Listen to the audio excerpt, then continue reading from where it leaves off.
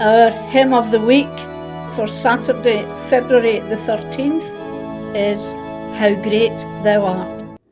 How Great Thou Art was a hymn distilled and filtered through many people, languages and nations. The first person associated with it was Karl Boberg. He was Swedish, a carpenter's son. He worked briefly as a sailor, served as a lay minister, and was the editor of a weekly Christian newspaper. He also served in the Swedish Parliament for 20 years and published more than 60 poems, hymns, and gospel songs. In 1885, Karl Boberg was walking home when a storm blew up. The thunder and lightning sent him running for cover, but eventually he got home, and in the calm after the storm, he could hear the birds singing and the distant ringing of the church bells.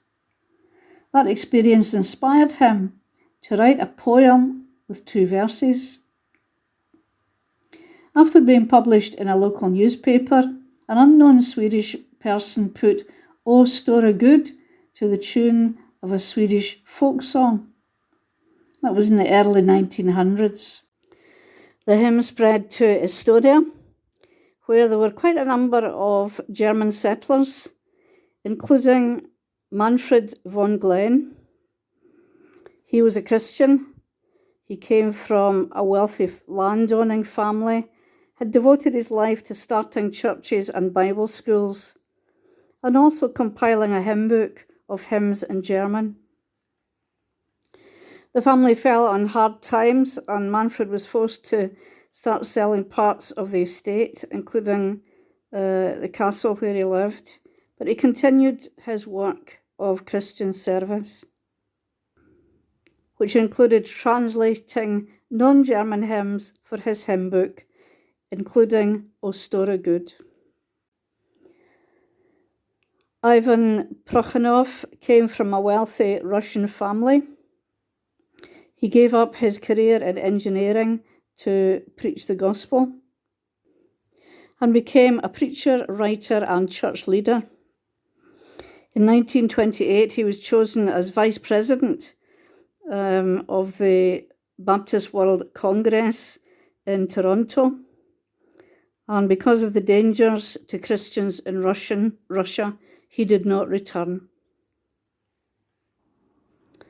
But as part of his ministry and work before that, he had translated our hymn from German into Russian. So, how did the song then get to be translated into English? Stuart Hine was born in West London in 1899. He made his own personal commitment to Christ at the age of 14.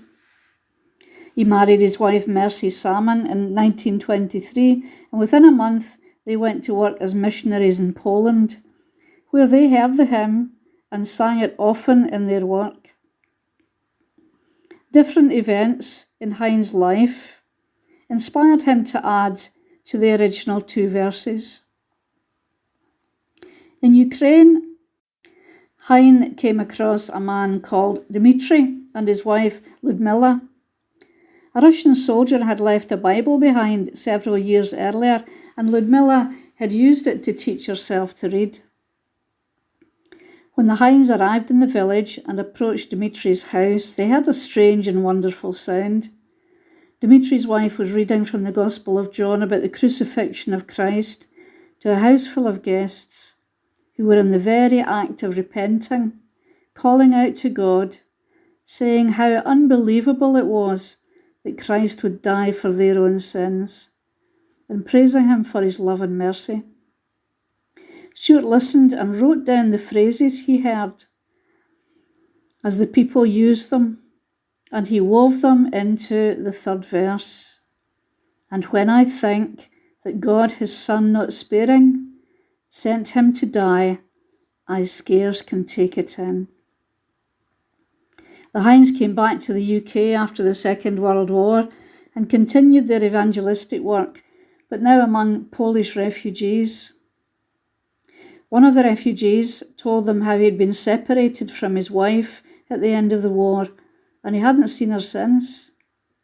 She was a Christian, he wasn't. But since then he'd become one, and his deepest desire was to meet his wife so they could share their faith together. The man didn't think that that was possible.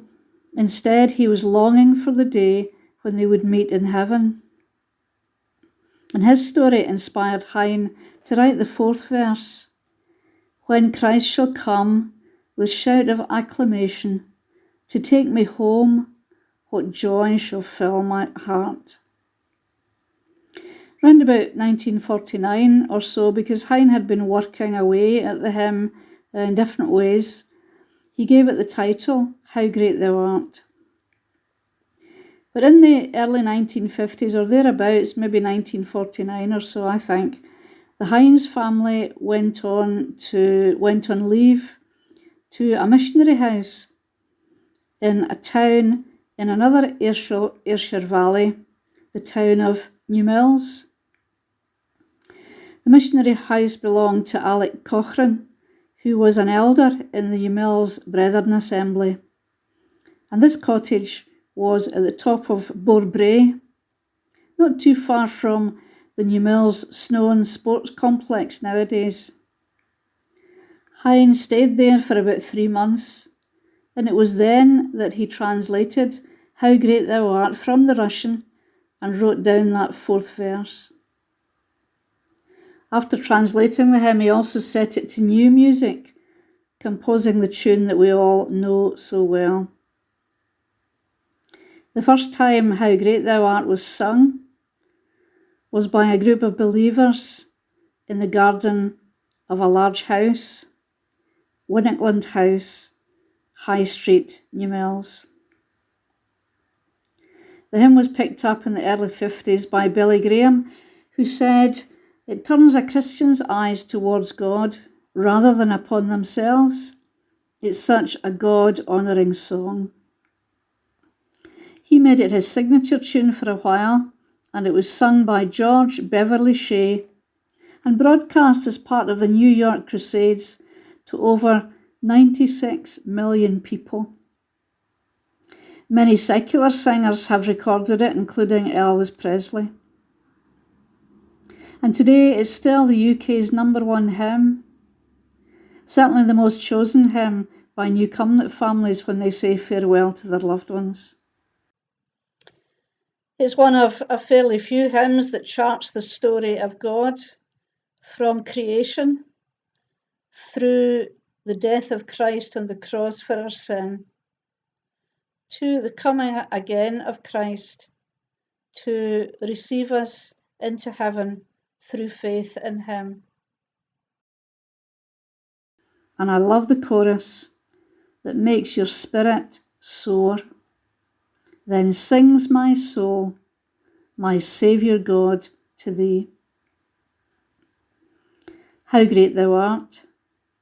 70 years in the writing, spanning 2 world wars, in translation from 3 different languages, expressing the experience not just of one person, but of Christian men and women in 4 different countries, broadcast to millions by Billy Graham, and written in a cottage in the Irvine Valley, and first sung by a group of believers in their garden in High Street, Newmilns. How great thou art.